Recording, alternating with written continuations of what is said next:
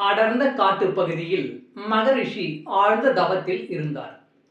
அவர் தவத்தின் போதே தினமும் கையை நீட்டுவார், கண்களை திறக்காமல். கையில் யாராவது எதையாவது வைத்தால் அது என்ன ஏதென்று பார்க்காமல் அப்படியே விழுங்கி விடுவார்.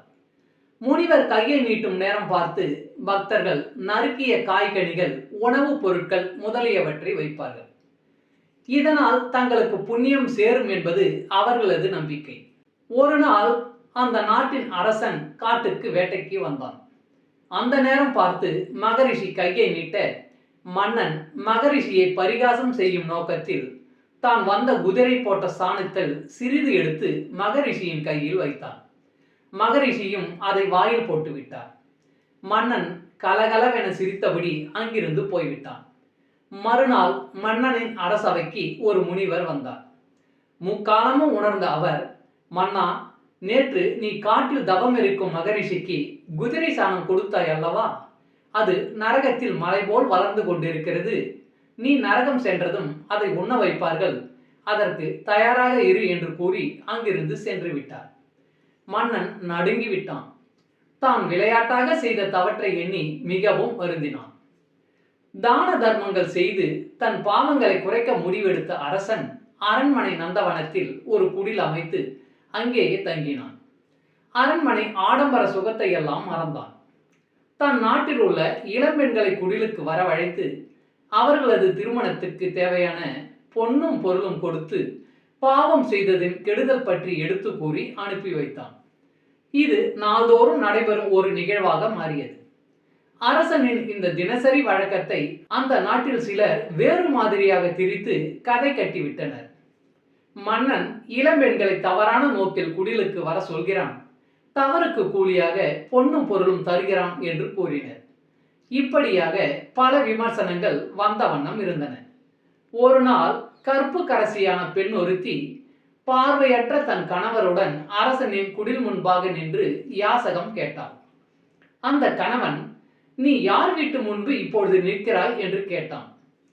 அரசன் அமைத்திருக்கும் குடில் முன்பு என்று பதிலளித்தாள் அந்த பெண். அதற்கு அவளது கணவன், ஓ, தானம் கொடுப்பதாக சொல்லிக்கொண்டு பெண்களிடம் தவறாக நடந்து கொள்கிறானே, அவன் வீட்டு முன்பா என்றான். அந்த பெண் பதறி போய் உடனடியாக அவன் வாயை பொத்தினாள். பின் மெதுவாக தன் கணவனிடம் கூறத் தொடங்கினாள், சுவாமி, என் கற்பின் சக்தியால் நான் முக்காலத்தையும் உணர்ந்து சொல்வேன் என்பதை நீங்கள் அறிவீர்கள். இந்த மன்னன் மகரிஷிக்கு குதிரை சாணத்தை உணவாக கொடுத்தான். அது நரகத்தில் மலையளவாக குவிந்து இவன் உண்பதற்காக தயாரானது. இவ்விஷயம் மன்னனுக்கு தெரிய வரவே அந்த பாவத்தின் அளவை குறைக்கும் பொருட்டு கன்னியருக்கு தான தர்மம் செய்து நற்போதனைகளை செய்து வருகிறான். ஆனால் சிலர் மன்னனை பற்றி தவறாக பேசி அவனுக்காக குவிக்கப்பட்டிருந்த சாண மலையில் ஒவ்வொரு கவலமாக ஒவ்வொருவரும் பங்கிட்டுக் கொண்டனர். கடைசி கவலம் மட்டும் பாக்கி இருந்தது. தற்போது மன்னனை பற்றி தவறாக பேசியதன் விளைவாக அந்த கடைசி கவலத்தை தாங்கள் எடுத்துக்கொண்டீர்கள். மேலும் அடுத்த பிறவியிலும் கூட தாங்கள் பார்வையற்றவராகவே பிறப்பீர்கள் என்று கூறினார். அதிர்ச்சியில் அப்படியே உறைந்து போனான் அவளது கணவன். செய்த தவறிலிருந்து திருந்த எடுக்கும் முயற்சியை நாம் விமர்சனம் செய்யக்கூடாது. அவ்வாறு தவறாக விமர்சனம் செய்தால் அவர் செய்த பாவங்களை பங்கு போட்டுக் கொள்ளும் நிலைமைக்கு ஆளாகி விடுவோம். உண்மை என்னவென்று அறியாமல் இஷ்டத்திற்கு புறம் பேசினால் மற்றவர்களின் பாவத்தை பங்கிட்டுக் கொள்ளும் நிலைமைக்கு நாம் ஆளாகி விடுவோம். நாம் செய்த பாவத்தின் பலனை சுமக்க முடியாத அளவுக்கு நம் தலைக்கு மேல் உள்ளது. இந்த நிலையில் தேவையில்லாமல் புறம் பேசி அடுத்தவரின் பாவத்தையும் சேர்த்து நாம் சுமக்க வேண்டுமா?